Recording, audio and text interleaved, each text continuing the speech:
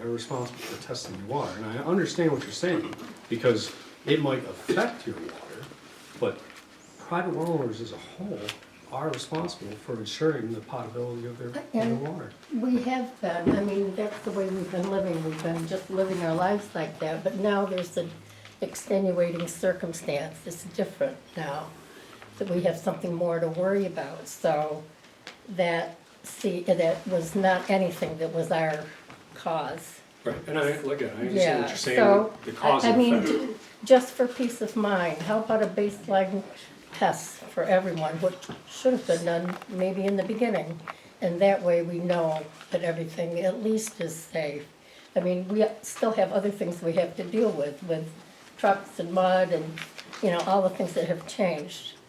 And you know, those things, maybe they'll change down the line, maybe they'll get better. The sweeper is probably going to help, but we still are dealing with all those things, and it has changed our life. But the water is a basic need, a safe water, and I feel like we all deserve that, and we didn't choose this. I have a question. Granted, we're all responsible for our water wells, but we didn't know this was going to happen either. This drilling just was put upon us. If somebody would have told us this was gonna happen, maybe we could have all done a baseline. But this was just thrown in our lap and shoved down our throats, and here it is. So we shouldn't be responsible for checking our baseline water, somebody else should be. I have a question for you too. We have a submersible. Please state your name. Dale Shively. Thanks. We have a submersible well. I think maybe most of the people in here do have a submersible. How do you vent a submersible well that's coming right from the submersible right into your pressure tank? There's no, my house, we just put that well in about 13 years ago, and I never countered it, and I have no idea if they vented it or not. So what's the difference between a submersible and a well that's inside somebody's water well, inside somebody's cellar? That's a pumper. That's what I'm trying to figure out, what you're trying to tell us. When I say you want to make sure that your well is vented to the atmosphere, I'm speaking of the casing, like say the well cap. Okay, as the water level rises and falls in your water well, as you're drawing water out, that air needs to be displaced somewhere. It needs to be able to get out. I have no idea how it is, and I take my cap off every once in a while, and I sure can't see any vent. All I see is my inch and a half or inch plastic water line coming out of the top of the wellhead, going into the house and out of the cap. Does the cap vent? Is it? You have a split cap? The cap on top of the well, Is that vented? the casing. No, okay. I couldn't see it, I just wondered how that worked. Three main kinds of well caps. There's split caps, there's improper well caps as we'll call them, and then there's sanitary sealed well caps. Sanitary sealed well caps have a watertight seal, makes of an O-ring on top of the well casing, and it always includes a 24 mesh insect or vermin proof screen. So that's your vent. Improper well caps, which you see a lot of, are basically the cheapest kinds of pre-molded aluminum or plastic caps that just go over the well and cover the conduit and just overlap the edge of the casing. So bugs and insects and small vermin can actually crawl in your well and get down in your water. Submersibles are getting vented in, and they should be getting vented all right. If you have a sanitary sealed well cap or an improper well cap, it is vented to the atmosphere, so long as it is outside of your home. Yeah, right. Split well caps don't generally have a vent built right into them. We see vents in them. They just have a spot for the electrical wire to go around, and then they have a clamping piece that clamps to the actual water line that goes down there. Okay. You'll see those with submersible pumps, but mostly jet pumps too. Right. The difference between the submersible pump and the jet pump is that, one, obviously the pump is in the well, Right. and it's pumping the water up. Out. And when you have a jet pump, it's mounted outside of the well, and when you turn the pump on, it creates a drop in pressure in the pump, and the atmosphere will actually push the water in the lines and into the pump, and then boost the pressure out. On a submersible pump like that, where it's pumping the water out of the ground, Okay, could we, I'll let you two discuss that later. Yeah, if you have questions Are about there water any- construction or anything, okay. I'll give you a card. Any new questions? Any new questions because we need to, the board is gonna need to move on to the rest of our regular agenda. Michelle? If I may address the gentleman, I don't know where he went, I don't know which generator that he's, I'm sorry, it's the other gentleman. He's coming around. I don't know which generator he's coming speaking. around now. Okay. The moral of the story is, while we are in regulation with regards to the DEC, we permit, we follow the law, we're a legitimate business, we're not a careless one. And Mrs. Martin knows that we reached out to her months ago before any of this took place because we wanted to give back to the community. We plan on being here a long time, and we're very, very proud of what we do. I know a lot of us have forgotten or don't know the quality of life that we enjoy today thanks to oil and gas and all the derivatives. Aside from the vehicle that we use to get here, the tires that it sits on, the asphalt that we roll on, the paint that's in the middle of the road that shows us which side to be on, the glasses that we may be wearing in order to avoid the sun, the dashboard, the clothes that you're wearing, the makeup that we put on, the perfume, the lipstick, the pacemakers, the list goes on and on. Football fans, the footballs, the football cleats, the football helmets. The list is enormous. We're proud of what we do. There's 100 million barrels of oil that are consumed every single day on this planet. It's a necessity for the quality of life. And if you read books like The Moral Case for Fossil Fuels, you might turn into a fan as well. But we're not insensitive to this situation. So when we met with Mrs. Shively a couple of months ago, he said, maybe instead of giving back to the town of Allegheny, maybe you should be giving back to the neighbors that are around all of your drilling activity.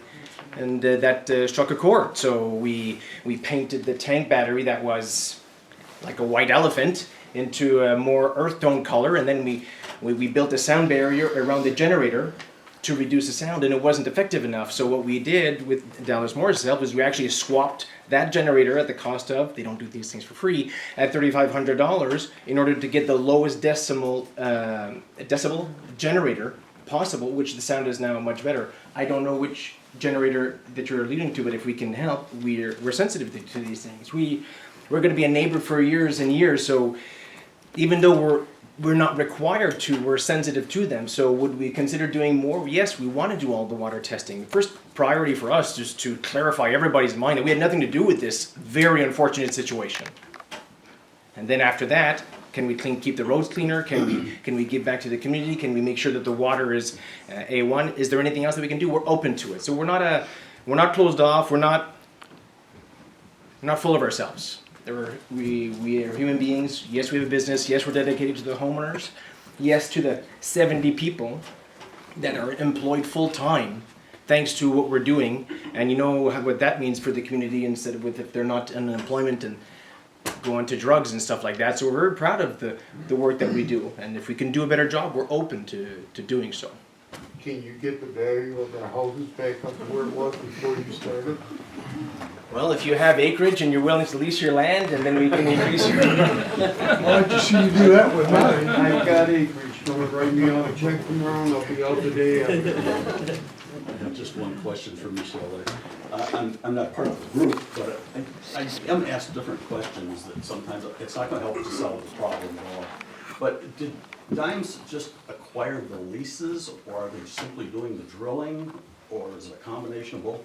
And if they did buy the leases, will they be buying more in other parts of the town that you're aware of? Right, so to answer your question, so you can acquire in fee and own the land, and we actually, up to this point, we lease the acreage. So whether it be with Mr. Williams or Mr. Bachman or Mr. Racy, we lease the property.